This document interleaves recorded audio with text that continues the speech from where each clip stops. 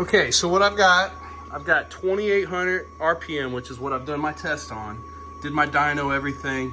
Have pretty good results with it. I had not cranked it up yet, but at 2,800 RPM, when I did my test, it got about 13 gallons a minute. And as you can see here, 13.2. So what I've done is I basically on the return pump feeds into the heat exchanger, comes back out to the flow meter, hits a splitter now, and the splitter goes right back to the inlet.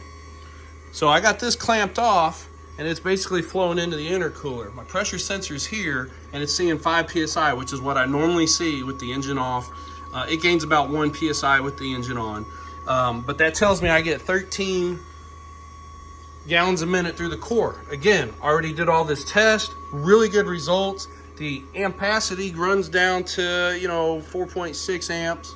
It's about 9 amps then on the 12 volt side. I am running a converter.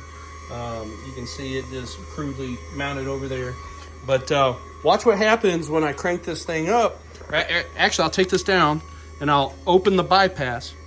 The pump sound is different and the pressure goes down to 2 PSI. There's literally, I open the tank, it goes to 0. So there's literally hardly any flow, if not zero flow. Zero flow, no air going through the line. This is your bypass, so that's your outlet here. This is your outlet coming in and it splits around the tank, connects back, okay? In fact, let me go ahead and put this clamp back on at what I was running so you can see. Let me put the phone down. Put the clamp back on it so I can clamps back on it, back up to 5 PSI, and you can see the flow here. Not very much flow because again it's bypassing through it. But this is what I was running with. Now, what I want to do is I want to go ahead and crank this thing up to as high as it'll go. I'm going to go 4,600 RPM. Now this pump is amp limited, so I've got it cranked up. And it's only going to give me, about 42.75, which is normal. I have this clamped off. Probably very little's bypassing through it. It's seeing 22 gallons a minute, and that's 22 gallons a minute through the tank now. You can see it flowing a whole lot more. So I can just do this normal, but with this bypass on there, what I'll do is I'm going to remove the clamp. You hear the pump change. So then what happens is I go back down to 1 PSI, which is basically nothing. And it's got a little airflow, a trickle. It's not 0, okay? But what I'm getting is 32.5 gallons a minute through the heat exchanger. So let's put this clamp back on. I gotta put my phone down for that.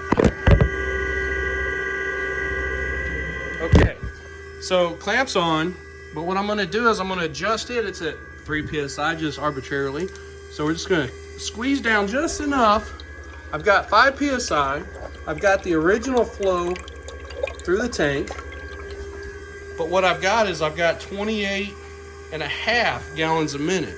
So at the same flow, that means I'm still seeing 13 gallons a minute through the intercooler, but I'm also seeing 28.5 gallons a minute through the heat exchanger.